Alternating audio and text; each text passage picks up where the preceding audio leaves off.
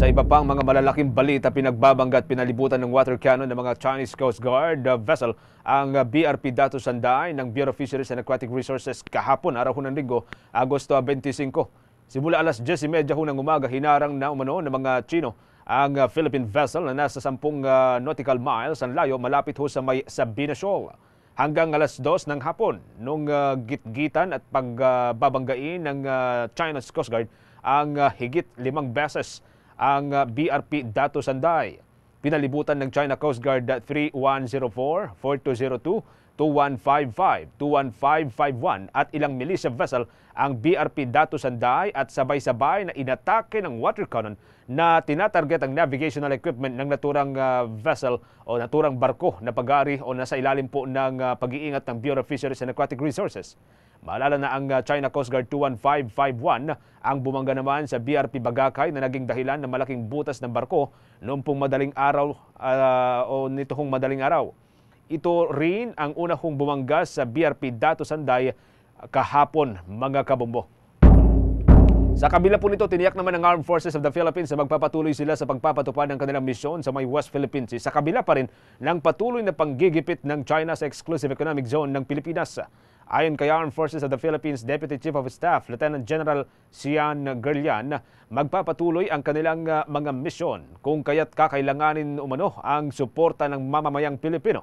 Anya, kahit anong mangyaring insidente ay patuloy ang kanilang misyon sa Exclusive Economic Zone ng Pilipinas, kaya't patuloy din ang panawagan sa mga Pilipino na suportahan ang sandatahang lakas ng Pilipinas.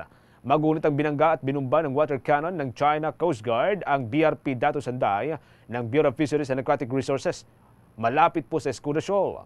Sa isang pahayag, sinabi nitong China Coast Guard na ang BRP Dato Sanday ay illegal daw na lumusob sa teritoryo ng China at patuloy na lumapit sa kanilang mga sasakyang pandagat sa isang mapanganib na paraan.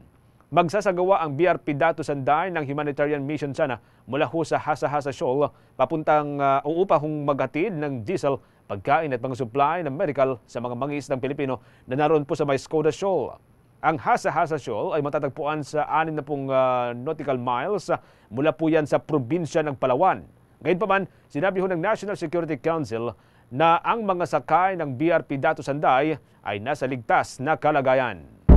Sa kaugnay na balita naman, nagpahayag ng pagkabahala ang embahada ng Estados Unidos at European Union dahil yan sa pangaharas ng China Coast Guard laban sa isang sasakyang pandagat ng Bureau of Fisheries and Aquatic Resources malapit sa Escudo Shoal sa West Philippine Sea.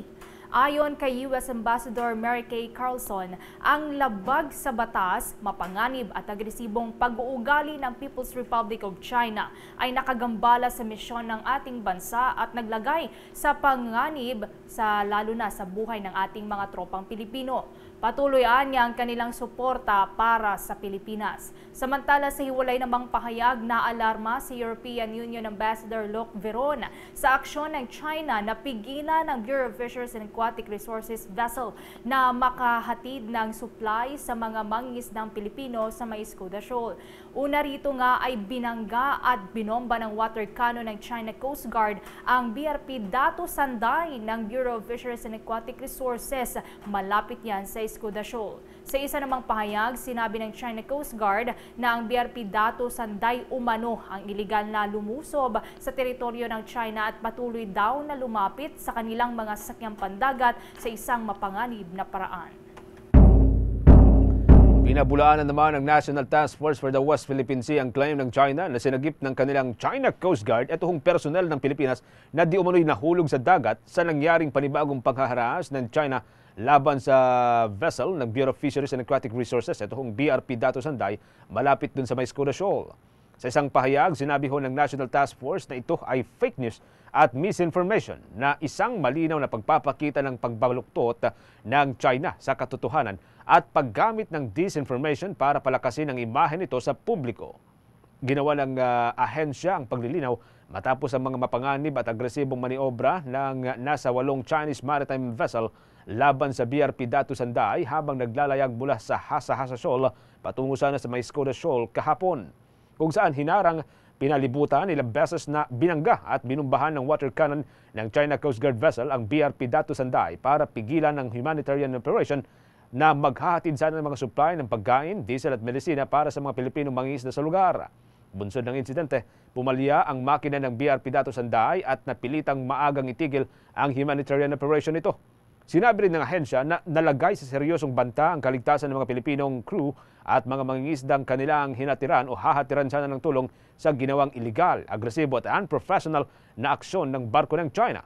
Sa kabila naman ng panghaharas ng Chinese vessel, sinabi ng National Task Force na napanatili ang mataas na moral ng mga personal na lulan ng BRP Dato Sunday at ligtas at walang nasugatan. Kaugnay nito, muling nanawagan naman ang gobyerno ng Pilipinas sa China na itigil na ang provocative action na nakakasira sa kapayapaan at seguridad sa rehiyon.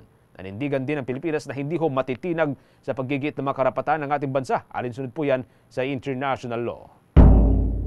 Kaugnay din po nito, kinundanan nitong si Senator Loren Legarda ang panibagong harassment ng Chinese Coast Guard sa West Philippine Sea kung saan po binangga at ginamitan pa po ng water cannon na itong barko ng Bureau of Fisheries and Aquatic Resources kahapon. Ayon kay Senator Legarda, ang panibagong marahas na aksyon na ito ng Chinese Coast Guard ay hindi lamang illegal kundi hindi makatao at malupit sa kaligtasan ng mga nasa karagatan. Anya, ang Hasa-Hasa Shoal at Escoda Shoal ay parehong legal na sakop ng 200 nautical mile exclusive economic zone ng Pilipinas sa ilalim po ng 1982 United Nations Convention on the Law of the Seas. Anya, ang resupply mission ng BRP Dato Sanday ay lehitimo at nasa loob ng ating jurisdiksyon at mga karapatan sa soberanya. Muling nanawagan naman ang senador sa National Task Force for the West Philippine Sea sa People's Republic of China na agarang itigil ang lahat ng mapanganib na aksyon kontra ho sa mga barko ng Pilipinas. Ngit pa nito, ang mga aksyon na ito ay nagpapahina sa kapayapaan at maging sa seguridad sa naturang rehiyon.